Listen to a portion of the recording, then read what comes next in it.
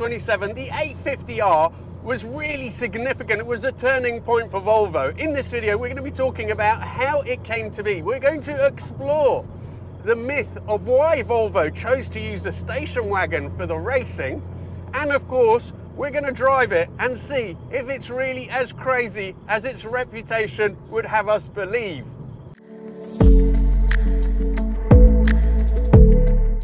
Now, for many years, Volvo had a big problem.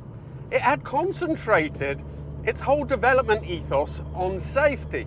But by the late 80s, most of the other manufacturers had caught up on that side of things whilst making cars that were much better to drive.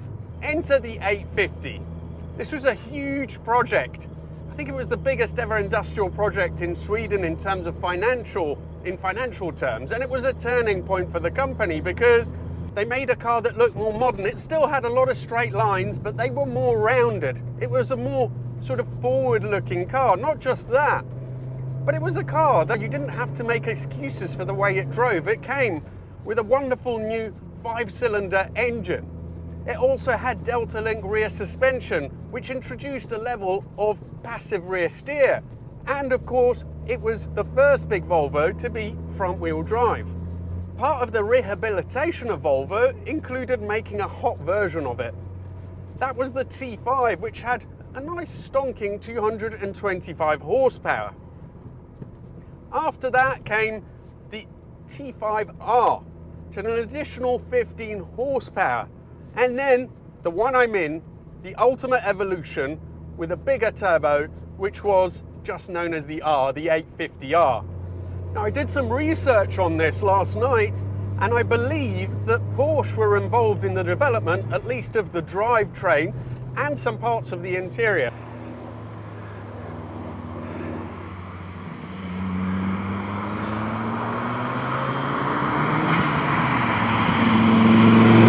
The last piece of the puzzle in the rehabilitation program for Volvo was to take their sparkly new car racing.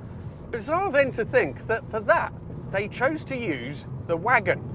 There are three theories as to why Volvo chose to use the wagon. The first is that they employed a company to find out if this would have been competitive, back in Sweden that is, to just evaluate the car, would it have been good for racing? That company turned up at the factory to pick up a body shell, and apparently all they had at the time were the station wagon body shells. They asked Volvo, and Volvo said, yeah, get on with it. Now, I have to say, I find this one a little bit hard to believe. The second theory is that they picked the wagon because having this long sort of roof meant that it had more downforce. Okay, that's a bit more believable until you consider that the wagon is both heavier and less aerodynamic. So that slight advantage at the rear was really negated by everything else. There is a third theory, however, and that is all to do with marketing. Why were they taking it racing? They were taking it racing because they wanted to change Volvo's image. In order to do that, they needed to get as much attention as possible. There's two ways to do that. One is you win every race, which they might have done. The second is guaranteed to work, and that is do something very different to everybody else. This was the only wagon that was racing. As such, ask anyone about those years, the cars that were racing. What do they remember? They remember these.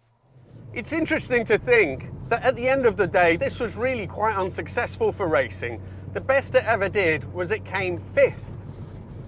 Notwithstanding that, if you talk to someone about saloon car racing back in the mid-90s and get them to mention a car, they're quite probably not going to mention the cars that were winning, the Mondeos, that sort of stuff. They are going to bring up the T5 wagon because it was so memorable. So it was a huge success in terms of the marketing aims of Volvo, even though it was terrible at racing. While we're dawdling around, let me just mention that I have introduced channel memberships for number 27.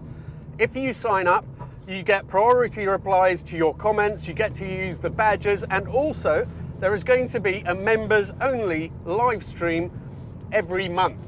So if you're interested, please go on, do join and support the channel.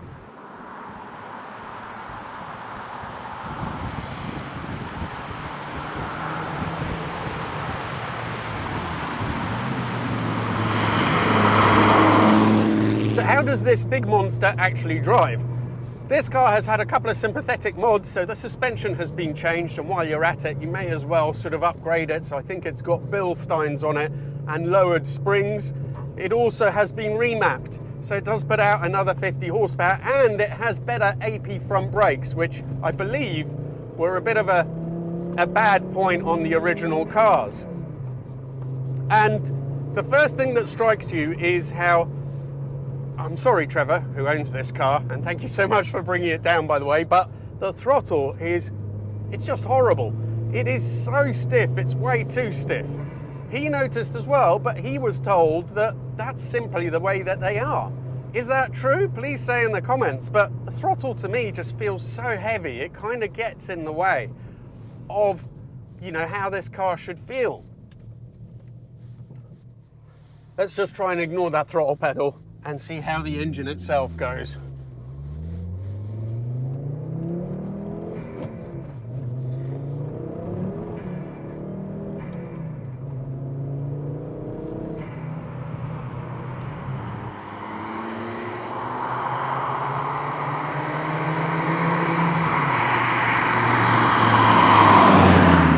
Seems like the turbo comes in around sort of 2.2, 2.3, which isn't that bad considering it's a bigger turbo, but it's at 3 that it just explodes. Obviously this car has been remapped, so it has a bit more power, and it will spin its wheels quite readily in second, third, I think possibly even fourth when it's quite this sort of greasy. But it doesn't feel like too much of a handle. When it does spin, there isn't a huge amount of sort of tugging at the wheel, so the car stays more or less stable. Perhaps in hotter weather, when the tyres are stickier, you get more torque steer.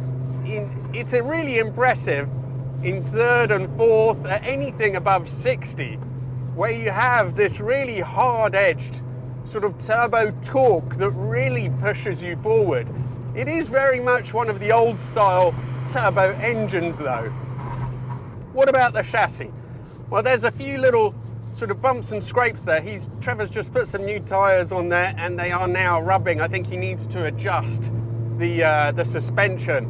But apart from that, the standard cars with the standard suspension were also already known for not being very good in terms of the ride quality because the suspension travel was very limited. I was expecting this to be rock hard, but in actual fact, it rides pretty well.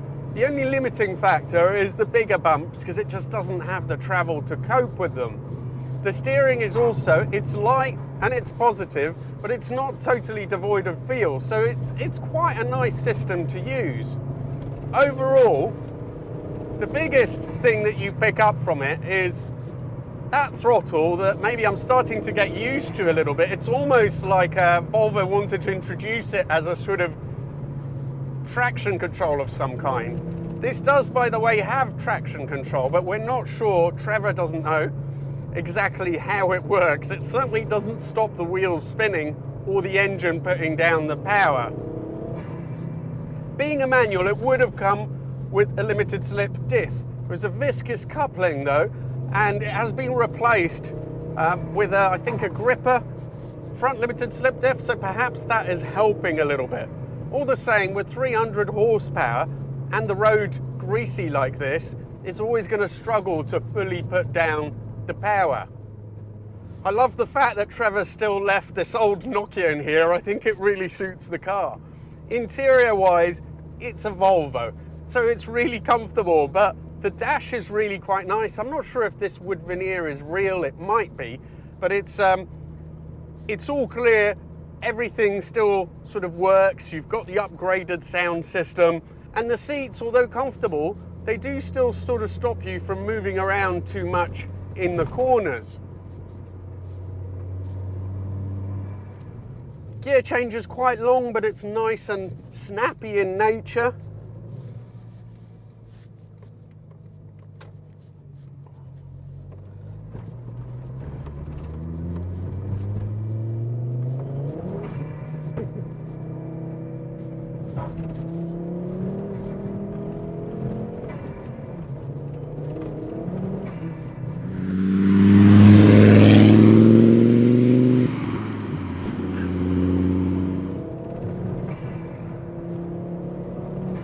literally spin its wheels at will in third gear. In terms of handling, it really wouldn't trouble an E34 M5, let alone the subsequent one that came after. It's still a relatively flawed package. On the bigger bumps there, you can see as well, it is kind of struggling to deal with them. But it really marked a turning point for Volvo because it made a car that was desirable even for enthusiasts. And although it's not perfect all round, you imagine you can have a really, really practical car that is quite as bonkers as this. It's just fantastic.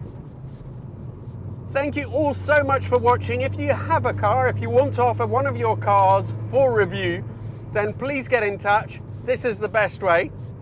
Thank you, and see you for the next video.